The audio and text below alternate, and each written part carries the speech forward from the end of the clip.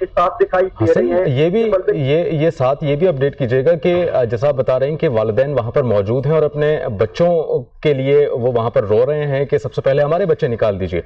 یہ کنفرم کیجئے گا کہ کیا ممکنات ہے، پاسبلٹی ہے کہ ایک ہی گھر کے 2-3 بچے اس ٹیوشن سینٹر کا حصہ ہوں یا پڑھنے آتے ہوں، اور کیا تمام جو 35 بچے وہاں پر موجود تھے تمام کی فیملیز یہاں پر موجود ہیں، ان کو اطلاعات پہنچ چکی ہیں کہ یہ حادثہ رونما ہوا ہے؟ بالکل تمام کی فیملیز جو ہیں لگ بھگ یہاں پر موجود ہیں، اور ٹیوشن سینٹر کے باہر اور خاص طور پہ سب یہی کہہ رہے ہیں کہ ہمارے بچے کو دیکھا جائے۔ کچھ کو پتا چلا کہ بچے ہاسپٹل گئے ہیں، کانا ہاسپٹل، وہ وہاں پر گئے ہیں، لیکن یہاں پر ایک جو ہے روٹین سے ہٹ کے سچویشن دکھائی دے رہی ہے، جیسے جو ہے فوری طور پر ایمرجنسی میں جس طریقے سے علاقہ مکینوں نے خود ملبہ ہٹانے کی کوشش کی اور پھر ریسکیو 112 ٹیمیں پہنچی ہیں، تو فوری طور پر کوشش کیا گیا۔ حسن رضا، آپ بار بار یہ منشن کریں کہ علاقہ مکینوں نے فوری کارروائی شروع کی، تو آپ سے میں یہ جاننا چاہوں گی کہ رسپانس ٹائم کیا تھا 1122 کا؟ دیکھیں ابھی تک جو علاقہ مکین کا یہ جو ہے وہاں پر ان کا یہ کہنا ہے کہ جو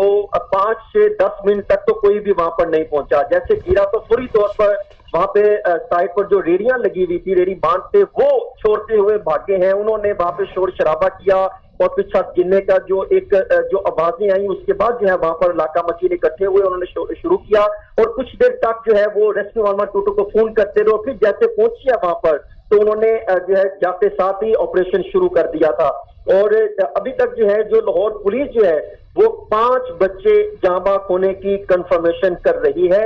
جبکہ مزید بچوں کی ہلاکتوں کا خدشہ بھی ظاہر کیا جا رہا ہے، اور ان کا یہ کہنا ہے، جو میسج آیا ہے کہ جاں بحق بچوں کی عمریں لگ بھگ 5 سے 10 سال کے درمیان ہے۔